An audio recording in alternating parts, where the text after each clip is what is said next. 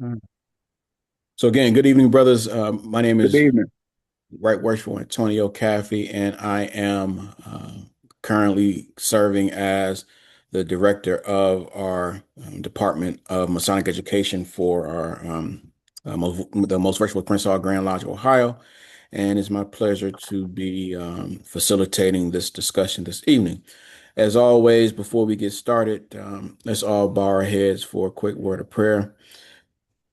Heavenly Father, thank you once again for getting us through this day. We ask that you please bless every brother that's on this call, bless every brother that may be on his way. We continue to bless those brothers that may be in a distressful situation. Please comfort them, comfort their families, and provide them what they need. We ask that you always be in our lives and always give us the blessings that you think we deserve. All these things we ask in your name. Amen. Amen. All right. So, brothers, again, thank you for joining us this evening. I'm going to go ahead and share my screen.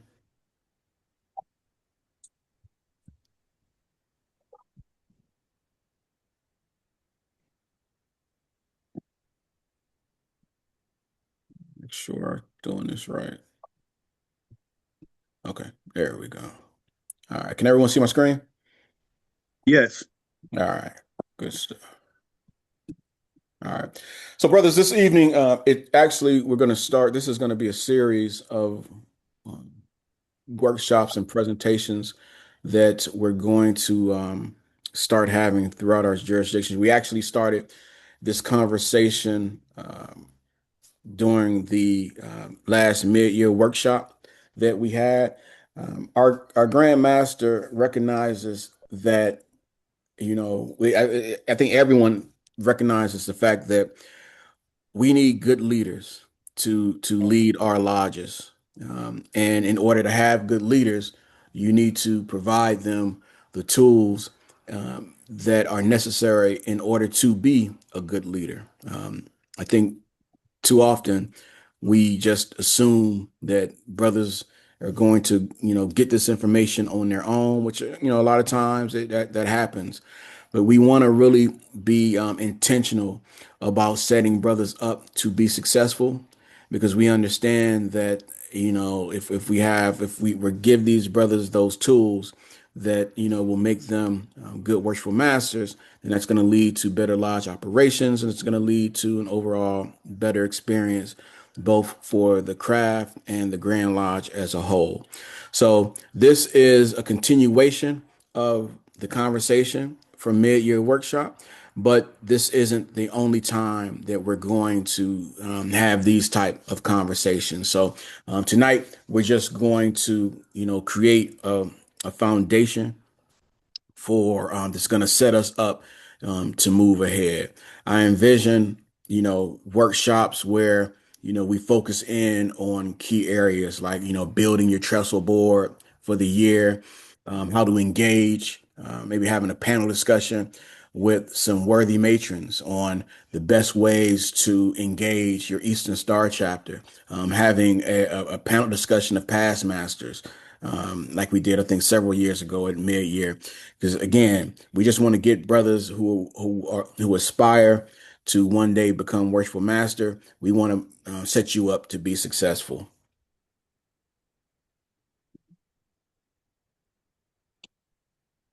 So again, the purpose of the training, why are we here? And we recognize the fact that, we need to do a better job in training brothers. And we can't just leave that up to the lodges. When we created the Masonic Education Program several years ago, well, almost a decade ago, several decades ago, almost now, we, with the 300, 500, and 700 series, and 700 series concentrating on, certifying brothers to serve in the East, there was an important component that really, again, if I'm being honest, we didn't focus in enough. We had the certification process down, but it's what leads up to that. You know, the sessions that again go over certain basic things that every brother should know as they ascend to the east. So that's why we're here today to start that and to continue that. So now we all without going obviously on this virtual format, we're all familiar with what happens when there are no designs on the trestle board and what that leads to. I often say that that whole part of our ritualistic work can actually, and if you take that part and some other key areas, you really could build out a great leadership training because it really speaks to the importance of whoever is in charge making sure that the folks that they're leading, they have a clear understanding of what their role is, what the overall mission is, and what goal that you as a leader may have. Because as I said, of us that have been through that part of the ritual, we understand when there are no designs on the trestle board, tends to get a little chaotic. So it's the same thing when you're aspiring to become a worshipful master. You need to make sure that it's not just about having a plan, but it's about having a clear plan that you can communicate and where it can be understood by those brothers that you're leading. So several things that we want to do tonight. Again, we want to get an understanding of the role of the worshipful master. We're going to talk about, why you need to start, immediately, you know, forming a personal vision of, again, how you envision yourself in serving the lodge. What do you envision the lodge achieving if when you become worshipful master? And then what steps can you take right now? I don't care if you just was raised last night or if you're in the West and you have a couple more months before you may be elected to the East. There are some things along the way that you should be doing right now in order to, again, prepare yourself to serve. The last thing you want to do is wait until you're elected to serve as worshipful master before you start planning. And dare I say, the last thing you want to do is actually wait until you're senior warden to start planning. You don't even want to wait until you're junior warden to start planning. You should start taking some, if not physical notes, some mental notes right now as far as what you would do or how you would operate as master. So we know with the East, again, it's in our ritualistic work. We're reminded of this at the beginning of each meeting and at the end of each meeting. What the East symbolizes, the importance of the East. The East both Masonically and symbolically. In several religions, several belief systems. The East has always been seen as a a symbol of enlightenment, and leadership.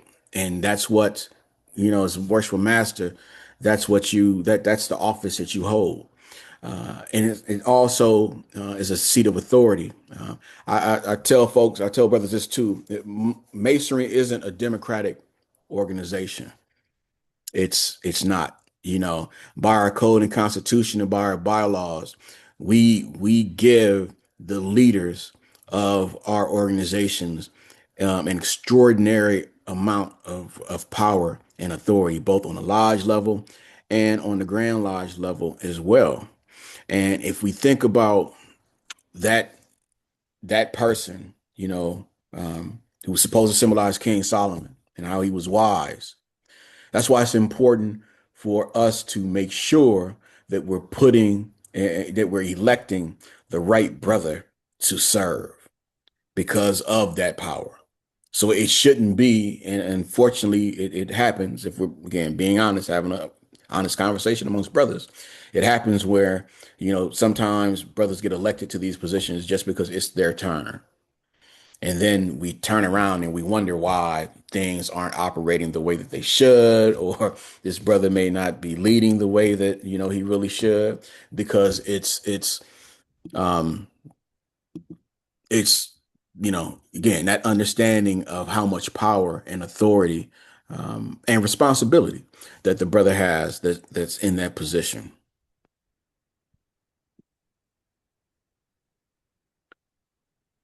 So the lodge with the worshipful master having so much power, the lodge ends up really reflecting the worshipful master. The work because the worshipful master sets the tone, and he also sets the culture of all of the lodge, all from his seat in the east. If you have a lodge that it's primarily, even though you may have a worshipful master, but it's primarily run by the past masters, that's a problem. As a past master, my role is strictly to advise and to guide. If I'm stepping outside of that role, then it's the worshipful master's responsibility, candidly, to remind me that, thank me for my year of service or however many years I may have served, but to remind me that, I'm amongst the craft now, and the authority lies with the one that has the gavel within the lodge. So this all happens, and it's part of, again, the culture of the lodge. What you don't want to do, what we see, unfortunately, sometimes as well, is like each year when we elect a new worshipful master, it's like starting from we start from zero. So a brother comes in, you have a year, and the new worshipful master comes in, and he starts all over instead of building. So the worshipful master, it's during his tenure, it's his responsibility to, fulfill the duties of his office and to, maintain and advance the lodge. And it's also his responsibility to set the next incoming worshipful master up for success as well. So this happens if the master is really concerned about relationships and building the relationships with his line, so that you have some type of continuity when each master comes about. But if it's fragmented and that relationships or those relationships aren't there and they're not nurtured, then you have that starting over from scratch each year. And that's really, from a large standpoint, it's really hard to build momentum and to move ahead because you're always starting from, again, scratch. So we're going to talk about three things, and obviously there are more, but these are the three things that we're going to concentrate on tonight when it comes to the three pillars of a strong, worshipful master. We're going to talk about the importance of leadership, the importance of planning, and how being the personal example is important for worshipful masters to have as well. So leadership, planning, and being that example. So when we talk about leadership, it's important for worshipful masters to set expectations. And when I say set expectations, you can't like think that your line knows what your expectations are. If, and again, this is just a tip, and a lot of times when I'm talking to brothers, and if you've heard me present before, I often tell you not necessarily what I did right, but I tell you what I may have done wrong so that, you won't necessarily make the same mistakes. But when you're when you're coming as you're planning your year to serve, you have your business meetings and you have your work nights. If you only think that the business or you being the worshipful master, that those are the only times that you're going to be working within your role, it's not going to, you're not going to have a good year. You're not going to have a good year. You actually should be, again, this is just a suggestion. If you're a worshipful master, you should be having officer meetings outside of the business meeting or the work night. So an officers meeting can just be where you're setting your expectations, finding out any issues or whatever that may be existing within the lodge. Those things that might not necessarily come out during a lodge meeting, you should have during one of those officer meetings, and also you can use that time to start building the leadership skills of your line as well. But taking care of things within those small meetings, and it can be virtual. It can be, I've seen a lot of times where a worshipful master will invite the line over to the house and maybe have a meal or something, but just you're building that camaraderie, outside of the lodge. But it's in these meetings and having these conversations when you're planning on who you want to serve in your line, having individual conversations with them, saying, okay, I want you to serve as senior deacon. Here are my expectations of you within this role. And then asking them, what are your expectations of me as the worshipful master? So that you're clear on that. So you set those expectations up front, and then during the year, just periodically check in to make sure that those expectations on both ends are still being met. So the idea is to give as much support to your officers as possible in order for them to carry out their jobs. All right. Now, and you're going to run across some issues, with some of your officers, some brothers in the lodge. You definitely may run into some issues with some of the past masters in your lodge, and that's okay because that happens. So just want to correct those brothers with kindness. Pulling them to the side, finding out what the issue is, seeing if you can come to some type of remedy, but also letting brothers know that you are the worshipful master of the lodge, and you're responsible to the deputy of the district, and you're also responsible to the grand master of the jurisdiction as well. So planning, again, this is what you definitely don't want to wait until the last minute uh, to do, planning your year. And when you plan your year, you have to look at it on several different levels. You have to look at your year, what the lodge is doing, and then you have to look at how that's fitting into what the Grand Lodge calendar as well. Because we think, wow, okay, we got 12 months, we got to plan for, we got to do this, we got 12 months to do it, and we forget that we operate not only between with the Grand Lodge calendar, but you have other houses as well. So knowing those, getting that information, knowing what the definites are as far as the district meetings, mid-year workshop, Grand Lodge communication, and some other houses or whatever, just putting all of that on paper so that you know how everything fits in. You also want to and one of the things that when I was planning my year, I served as worshipful master when I was in 1998. I had planned my year. It was a lot of different activities, a lot of different things. I sat down with one of my past masters, told him my ideas, and he started laughing. I'm like, "What are you laughing?" He's like, "This is pretty ambitious, but you're not going to be able to accomplish this all in one year. You're just not, because again, you're we have all of these other things going on as well." And what that actually led me to do is, because I had a great relationship with my senior warden, with the entire line.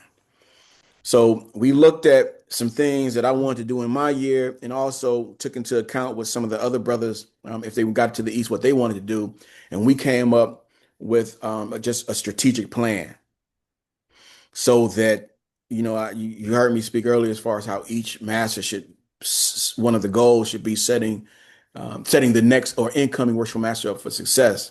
We were able to we were able to build a 5-year strategic plan to where everything just you know um, morphed into the next year. Everything just fit in like a puzzle, and it set each year up to be even better than the previous year. But you want to sit down and really take into account, and plan. You want to plan your meetings, as far as, you have the business meeting, you have your work night. You want to anticipate, okay, either I've seen lodges, and we had this conversation during mid-year, seen lodges do it two different ways. I've seen lodges, when it comes to petitioners. Well, I've seen a lodge when we get to petitions, we'll just, go through do ritualistic work as we get petitions. So if we get 5 petitions this month and we don't have anything planned for next month, then that'll start a new class. So if we get 2 this month, we'll start a new class. I've seen lodges do that, and I've also seen lodges be more, set it almost like how you see the consistory and the shrine do it. Like, okay, in May we're gonna have a spring class, and in the fall, you know, in August or September, we're going to have a fall class. And whatever petitions we get in between, that'll dictate what class those brothers are in.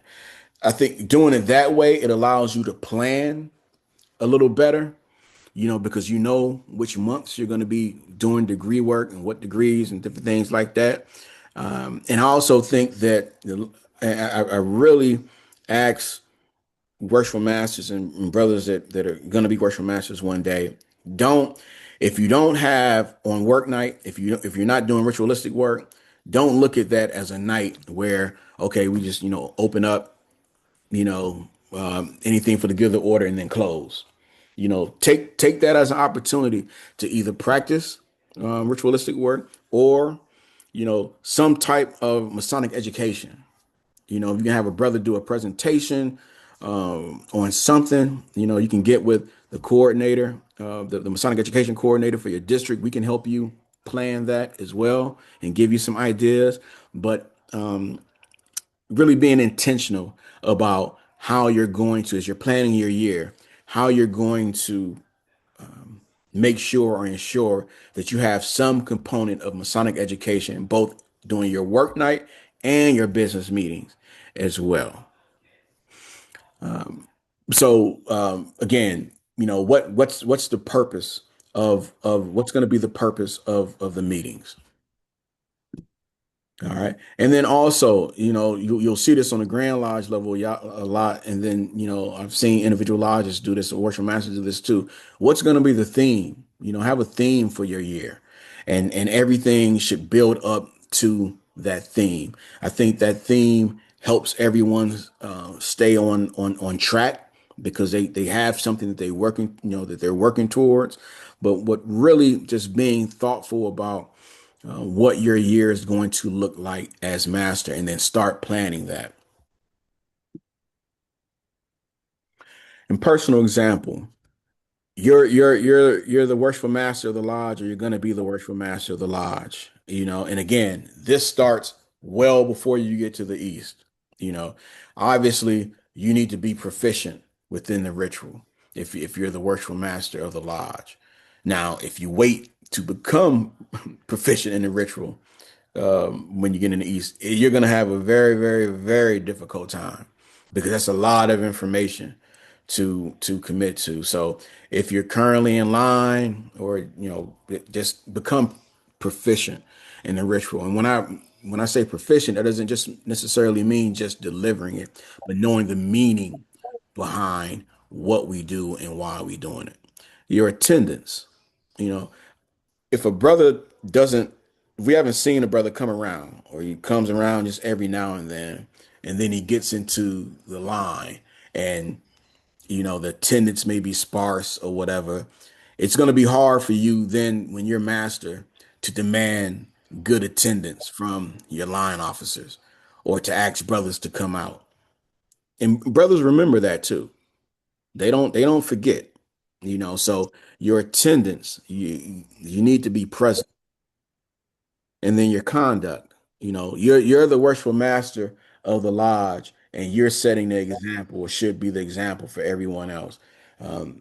When I was inspired to go to the East, Past Master John James told me that you should get to the point where each brother should be able to say, "That's my worshipful master," and say it with a sense of pride, because you're representing them.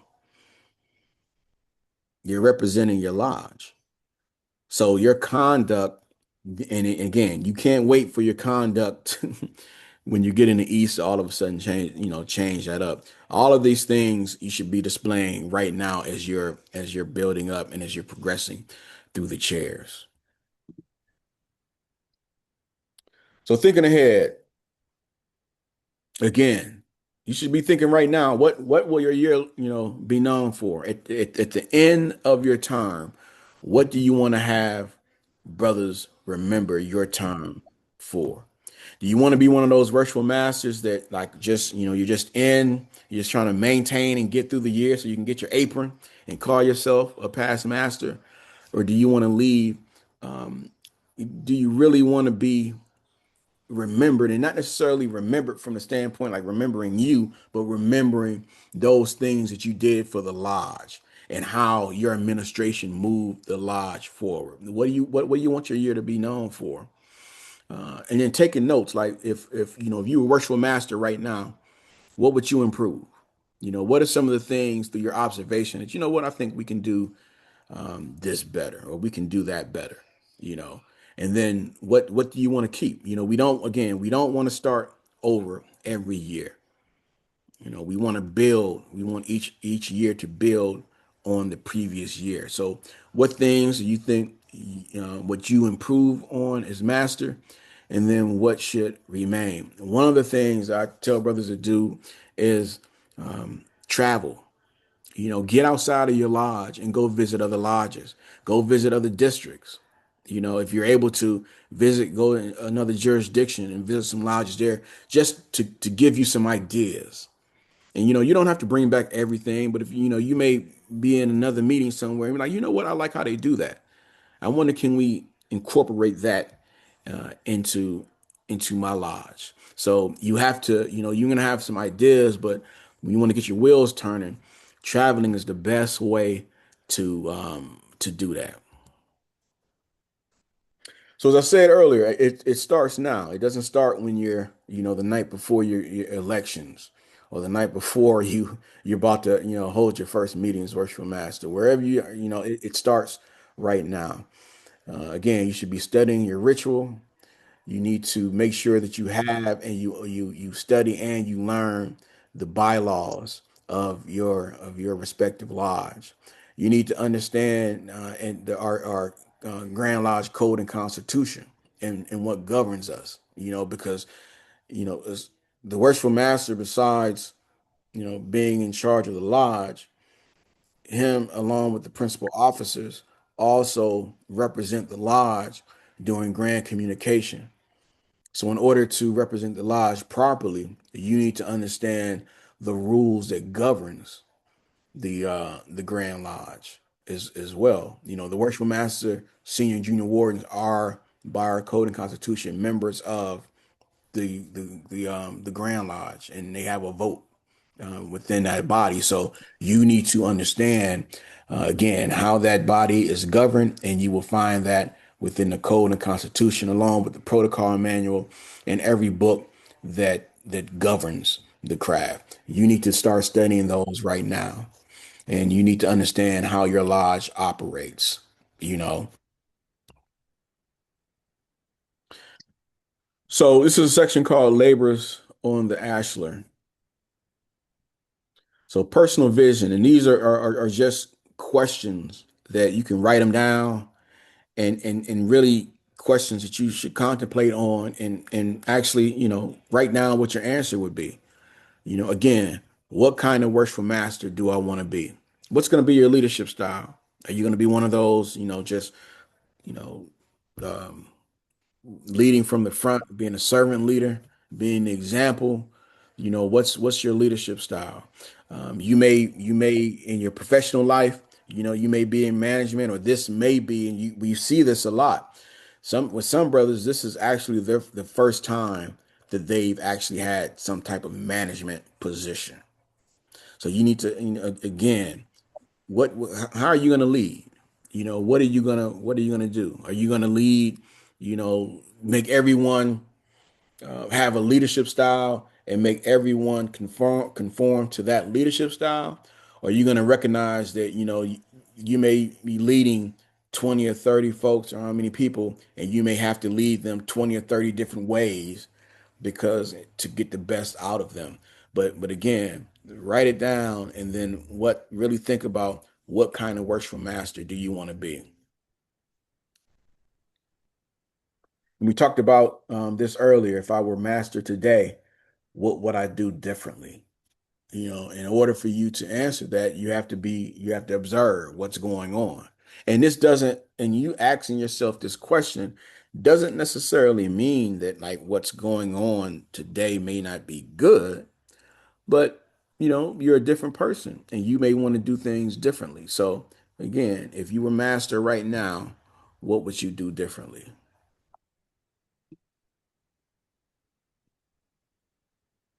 And then we talked about as far as the importance of your working tools. So your working tools are your in within this role, bylaws, code and constitution, protocol and manual, ritual, all of these governing documents of the craft. You start studying those things, and then if you have any questions, writing those questions down, and then you should. One of the things that you definitely need to do is find a past master or create relationships, you know, with your past masters. And then you'll know which past masters, and again, I'm just being honest about my fellow past masters. Not every past master is going to be able to give you or provide you good information. That's why it's important to build those relationships so that okay, this past master I may be able to go to for this. This past master may be good for that. But as you're writing these, your ideas down and things like that, and your questions as well, find a past master that you can go to that's going to give you an honest answer. Mentorship. So again, one of the questions you want to ask them too, and hopefully they're honest, because a lot of times those of us that have served in the East, we want to forget about forget things that didn't go right and just focus on like all of us. We got the greatest year in the East, no mistakes, no problems. It was complete harmony. That's not true. So you want to ask those past masters, like, what do you wish you would have, known before you became worshipful master? You know, if a brother asked me that question, I wish I would have really understood the amount of authority that I had as worshipful master, and not necessarily, and not saying that like I let everyone do what they wanted to do. Not the case at all. But I think it would have helped me understand even more the responsibilities of of the position. So that and also just yeah, I that I wish I would have known. That's my primary thing. Just knowing the tremendous authority that the position has. But again, this is a great question to ask those past masters. What do you wish you would have known before you became worshipful master? So here are a few more pro tips for you. Talked about the importance of leading by example. You have to be disciplined, present, and treat every brother that you may come across with respect. Um, your craft. Again, and the thing about knowing your craft is, beyond the ritual and everything. You need to understand like how are you going to as you're coming into this position, how are you going to introduce yourself to brothers? And when I say introduce yourself to brothers, I don't mean the ones that come out or they may be in line with you, but those brothers that may not have been, they may be financial, they may be on the roads, but they may not have been to a lodge meeting in years.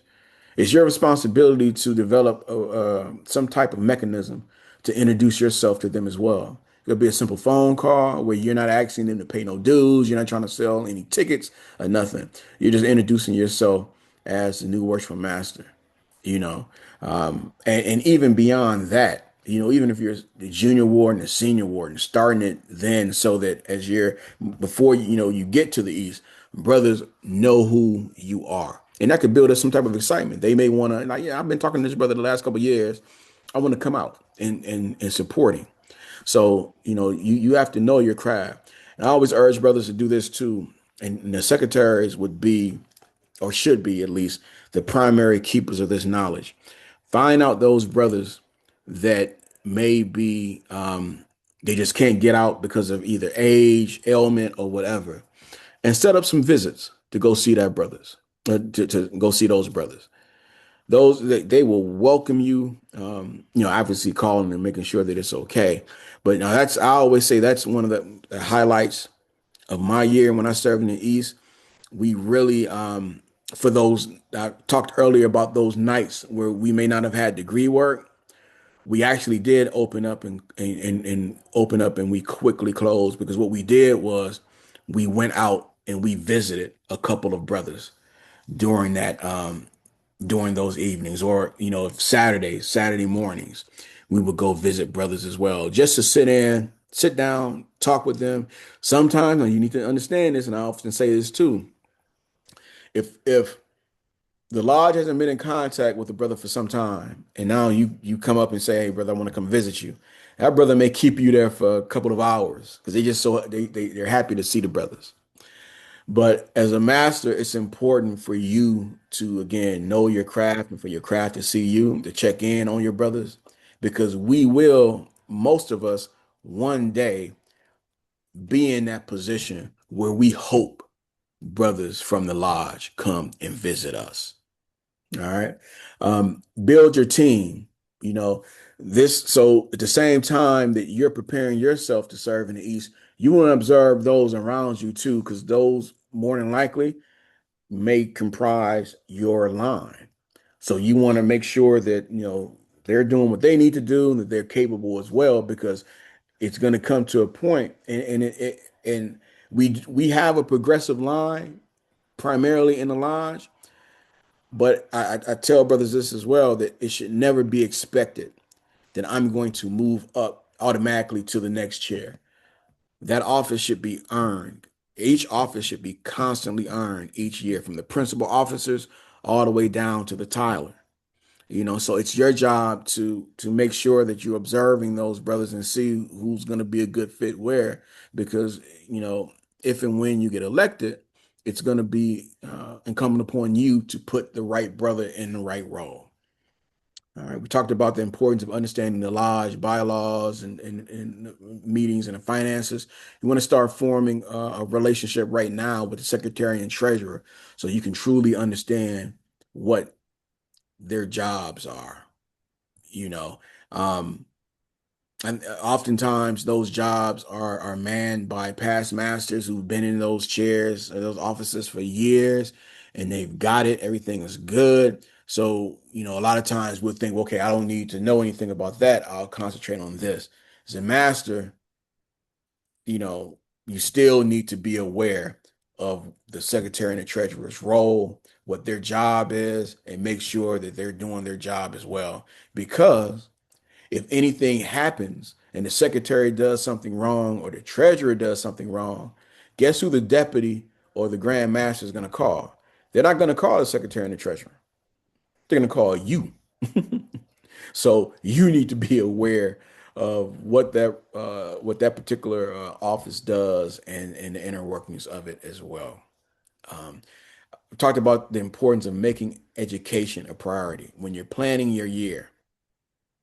What role does Masonic education have, or will it have, within my year? How am I going to give the brothers join Freemasonry for Freemasonry? The fish fries, the banquets, all of those things, they help pay the bills. But in my 30 plus years of being in the lodge, I've never heard someone say, I joined this lodge because of the fish fry, or I've joined this lodge because of the banquet. They join a lodge to learn about Freemason. So you need to make sure that's built into your program and built into your year, from candidate instruction all the way up to how the officers going to continue to be trained. Luckily, This is where, again, the Department of Masonic Education comes in, and then we can provide you the necessary materials for you to plan a well-rounded Masonic education program for your individual lodge. Have a vision. Again, you need to set your priorities and how you're going to move the lodge forward. What's your vision?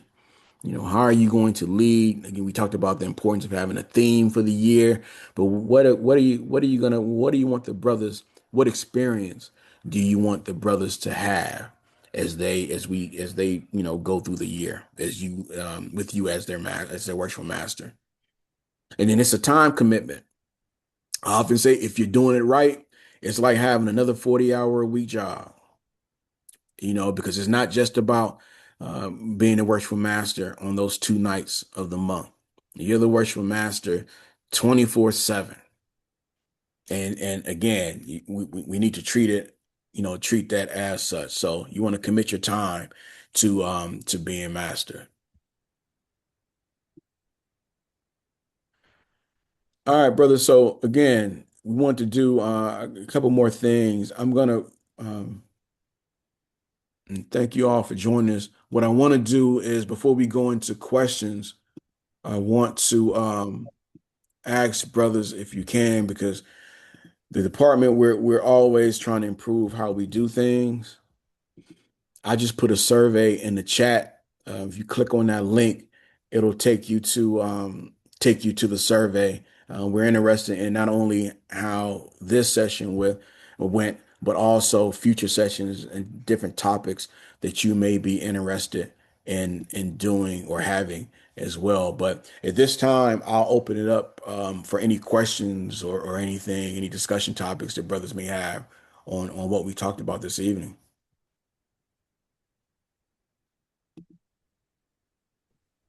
Right, Worshipful Cafe. Yes, sir. Past Master Jerry Hyman here. Excellent section today. As always, you do a great job. Uh, what I wanted to say is that, brothers, you just got to make sure that you get out in front of things as Worshipful Master. If you know you're going to do something with the Eastern Stars or whatever, get with the worthy patron. Uh, if you know whatever you're going to do, just try to get out in front of it.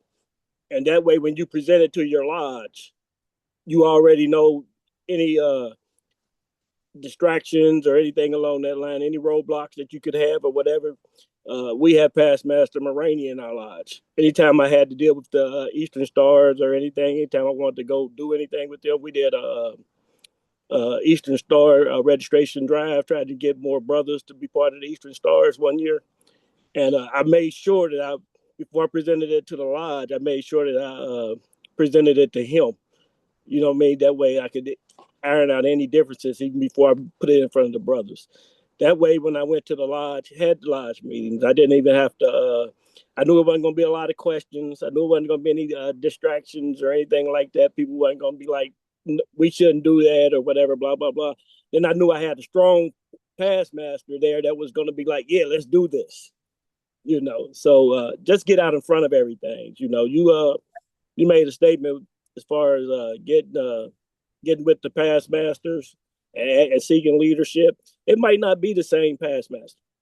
You might not have the same mentor. For one thing, you might have to. This guy might be a little stronger in one suit than the other. So you just got to know who you're dealing with, and then just seek more advice. The better relationship you have with your past masters, the better you be able to run your lodge. And don't wait till you get to be senior warden to decide to have a relationship with your past master. When you're in line, call them, talk to them, grab a relationship, and they will make sure that they be there to support you while you're going through as worshipful master for your year or your 2 years, whatever you may do. But excellent session. Great information, brother. Great information, especially the part where you said like a plan or just something that you may have before you come to the meeting, run it past a past master, um, to find out like what those potential issues may be, so that you can get those worked out. And then, like you said, I really love when you said, because then when you get to the meeting, you will already have someone there that's on board with you, and then can like speak to why whatever you're trying to do is good. And I just want to emphasize once again, those type of things happen outside of our normal two meetings. So it's again, it's important to recognize that what goes on when you're talking about running a lodge and doing different things. There's a lot of things that go on well outside of those two meetings that you need to make sure that you're taking care of, if you want those meetings to run effectively and smoothly, and you want the lodge to run effectively and smoothly. So great information. Yeah, one of the biggest problems that brothers has is that they don't want to sit in a meeting for 2-3 hours. So if you can line out anything that's going to make your meeting run effective and efficient and get it done in an hour, hour and a half, or whatever, then do that. Just make sure your committee meetings are ran at your committee meetings and not at your lodge meetings. Yep. I mean, that's the key to having an effective and efficient lodge meeting. If you having committee meetings at lodge meetings, you're going to have 3-4 hour meetings, and you're going to get brothers that's not going to be either they're going to come and they're going to leave, or they're not going to come at all. Thank you, sir. Thank you, brother. All right, what's up? I got something I wanted to add. What you all were talking about, I call it politicking. You find out who would support what you're trying to do ahead of time.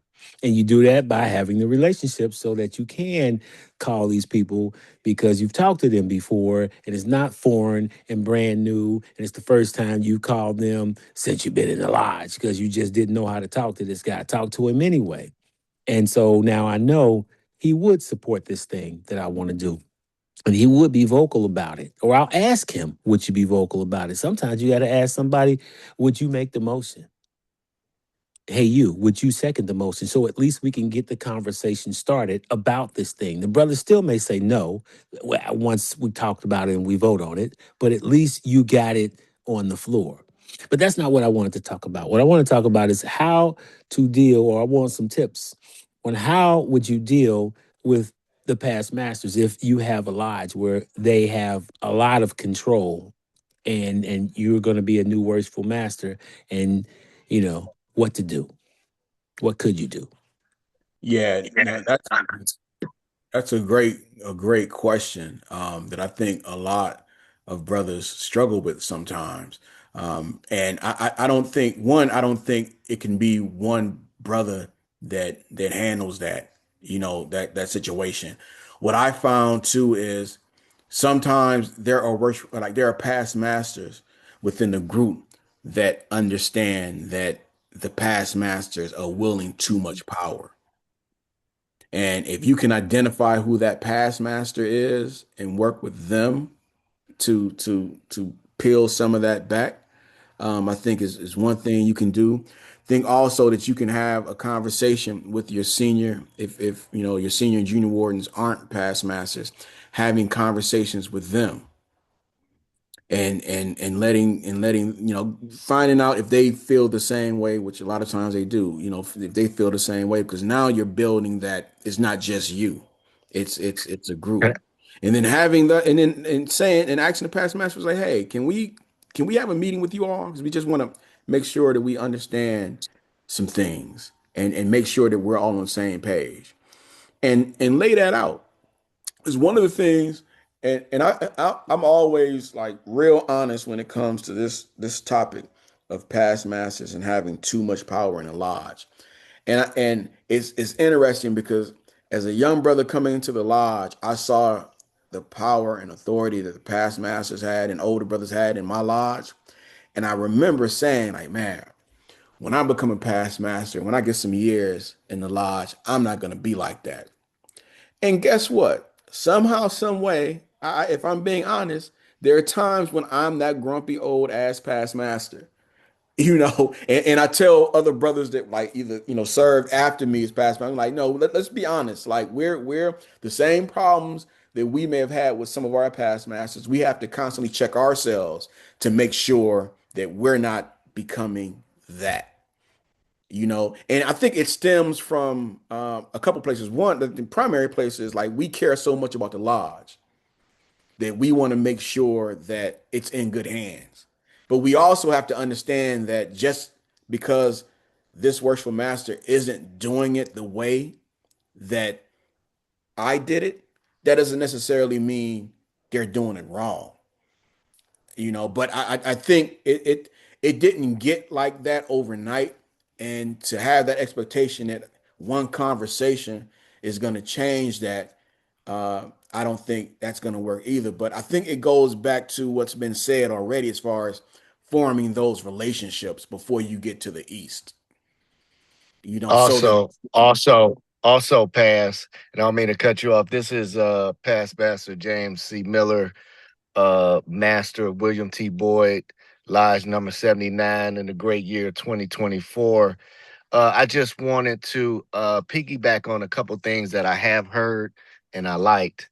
First of all, I'd like to say you've been doing a good job in regards to the topics. This particular topic, I feel like you covered earlier when you said know your constitution, your code and constitution, and know the bylaws of your lodge, and know everything that you need to know as a master.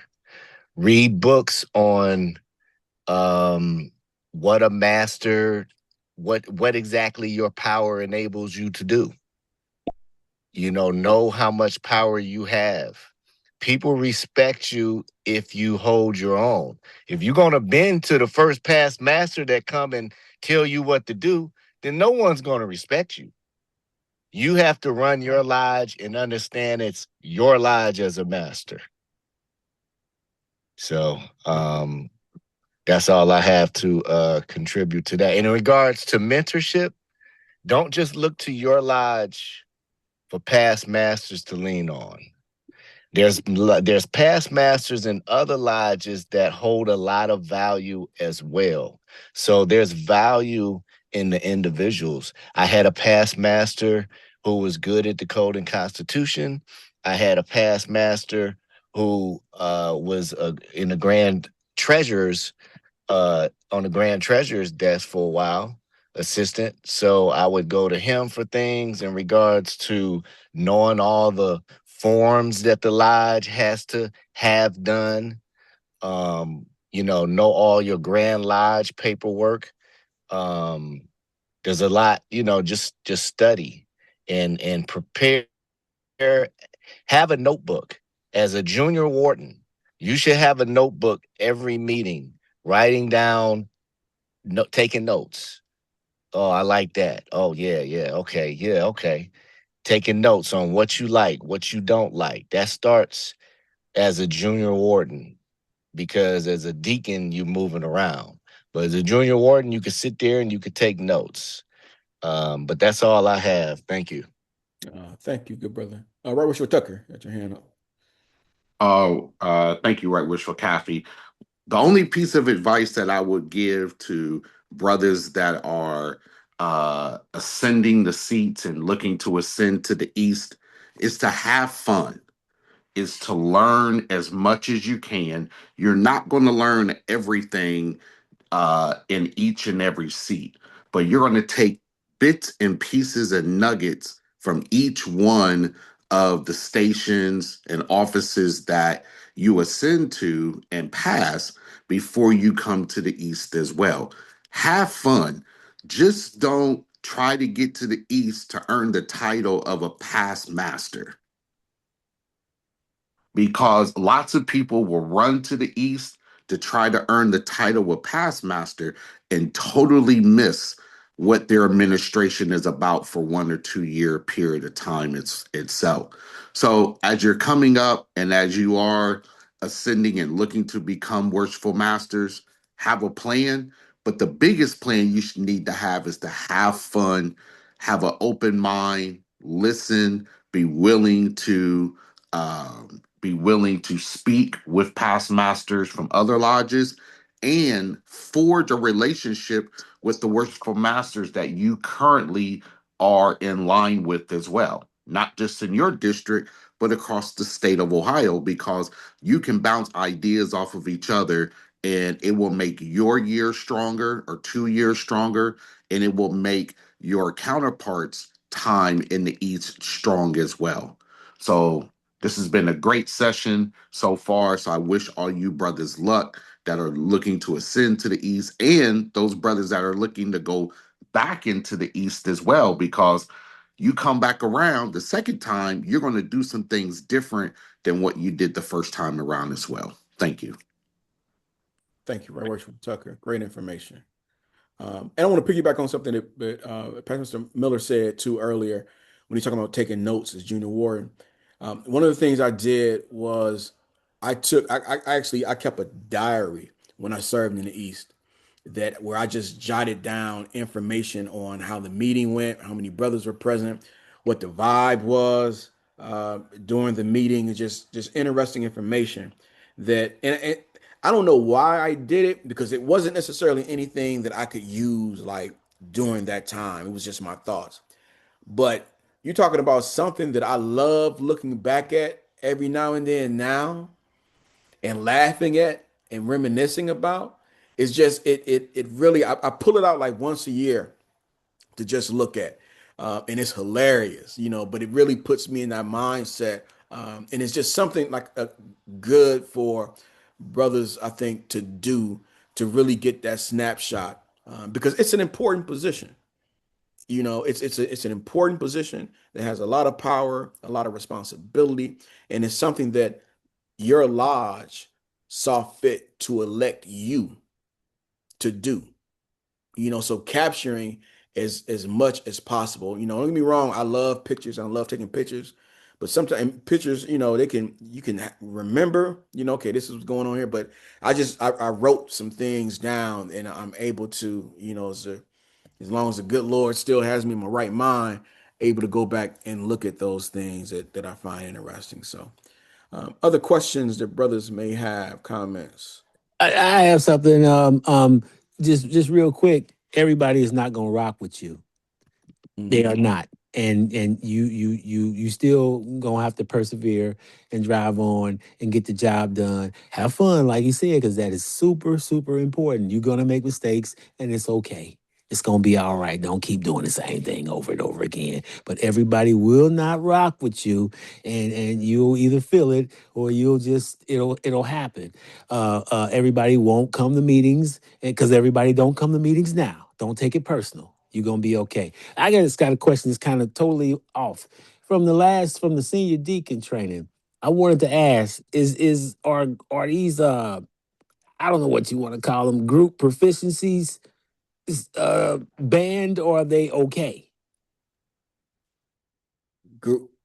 Well, it's an interesting question. I don't know. I haven't seen anything banning them. Um, so I mean, I've seen lodges do it both ways. I've seen lodges do it individually. I've seen them do it, as a group as well. So that's more of probably I would point you in the direction of the deputy grand lecturer of your district to answer that. I will say this though, that may be a good question, that because we shouldn't have it, whatever the decision is, it should be something that we do as a jurisdiction and not a lodge by lodge thing. Now that may be me being on my soapbox, but there are certain things that lodges can do, but there are certain things that as a jurisdiction we need to do as a collective. So I don't know. I haven't seen anything come out by the Grand Master in that regard, but that's just because I haven't seen it doesn't mean it doesn't exist. I have my personal feelings about it, but I'm just one brother that's serving at the will of the Grand Master. I probably didn't answer your question, but that's that's how I feel about it. Brothers, also too, I put a link in there to a document. Hopefully, you can access it. It's just a Worshipful Master readiness checklist, where it goes over different um, as far as a lot of stuff that we talked about this evening in regards to things that you should be working on to to prepare yourself to serve in the East. And it also, depending on one of the last page of the document, it gives you like almost like a timeline. Like if you're 3 or 5 years out, what should you be doing if you're 1 to 2 years away from serving in the East? Or, if you're in one of the, junior warden or senior warden stations, what should you be doing? So, again, it just builds off of what we talked about this evening and gives you some light in that regard. So hopefully you can access it. If you can't, I put my email address in there too, and I can send the document to you if you just shoot me an email asking me to as well. Again, we're trying to build a library for brothers of documents so that you can, have all the tools you need, as I said earlier, to be a successful worshipful master. Excuse me, Brother Captain. Yes, sir. I have a question along those lines. What are like a good book? What's a good book you would suggest that, just baseline leadership, worshipful master should read this book to, at least get in the right direction for leadership, vision, etc. Yeah. There are a few out there. I put another brother asked that question as well in the chat, and I said that that was you, brother Holt. McCoy's Modern Worshipful Masters Assistant. That was a book that I used years ago to prepare me to serve in the East as well. But some books, because we're talking about, even though it's a certain style, because certain things are granted a worshipful master that aren't granted other leadership positions. But like any book that talks about leadership, I personally, one of the books that really helped me serve not only in the East, but served me like I've been in management for almost 30 years as well in different capacities. Was The Art of War by Sun Tzu. That book, it really because it's a military strategy book, but from it really, really, really provided me with some great information on how to lead people, how to communicate, how to make sure that that if something doesn't go right, before I go blaming other folks, making sure that I look at myself and say, oh, did I communicate this properly? To the brothers that or the people that I manage, to make sure that they could do it right. So yeah, that from a Masonic standpoint, McCoy's Modern Worshipful Master Assistant, but from if you're talking about like just strategy, and I think that can really, really help you, Sun Tzu's The Art of War. And you can get that. They have that. You can there are apps on that you can get on your phone that has The Art of War on there, and they can either read it or they have it like a podcast type thing where you can listen to it as you're driving or whatever. But yeah, I would really urge brothers to read that book. Other Thank you, brother. questions? Thank you. No problem, good brother. Yeah, that's another. Yeah, definitely. Yeah, Robert's rules. Yeah, and with Robert's rules, like the interesting thing about Robert's rules is like if I believe in our monitor, in the back of our monitor, there's a section on there that like speaks to parliamentary procedure and what things we don't use when it comes to Robert's Rules of Order within the lodge because of how what I talked about earlier, as far as the power that's invested in the lodge, and just like small things like no one can move that we adjourn because there is a ritualistic closing that we have. But yeah, knowing parliamentary procedure will not only help you within the lodge, but when you get to grand communication in the Grand Lodge and hearing that as well, it'll help you better understand not only how things should operate, but you'll see when mistakes are made, how you can, you're just calling brothers out just to call them out, but you can, it'll help you correct some things that a lot of times aren't corrected because brothers just aren't aware. So, thank you for that, Brother Hyman. Great suggestion. Other questions or comments before we close? Again, brothers, the survey link is in there. The document, the Worshipful Masters Readiness Checklist is in there. We are going to be working on other type of sessions, not only getting brothers prepared for the East, but also other things. We want to bring brothers together, utilize as much as possible this virtual setting to give brothers this information. This session is recorded, as I said in the chat. I'm going to be working with the Grand Lodge IT team to see where we can get these stored at, and how we can give brothers access to these sessions as well. All right.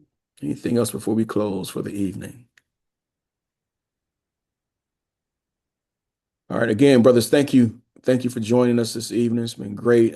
Please look for other more information coming out.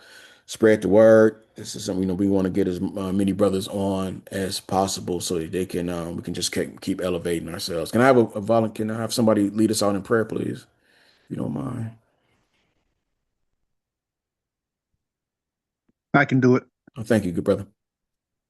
This is Senior Warden Richard Jones, St. John's Lodge number 3. Father God, thank you for bringing us together for this very informative Zoom meeting. Lord Father God, and bless everybody on this call. Bless us in our travels, Lord Father God. And thank you. Thank you so much, Lord Father God, for putting your arms around us and keeping us under your ark of safety, protection. And thank you for raining down your loving grace and mercy upon each of us. I'd also like to say thank you for having the foresight to put your arms around Junior Warden Xavier Cobb for his surgery tomorrow. And we just want to thank you and show gratitude, Lord, for all the goodness that you have within yourself. And we thank you for still being on the throne, God. All of this I pray in your Son, Jesus Christ's name, our Lord and Savior. Amen. Amen. Brothers, have a great evening. Thank you for being on tonight. Thank you, Brother Cappy. Thank you.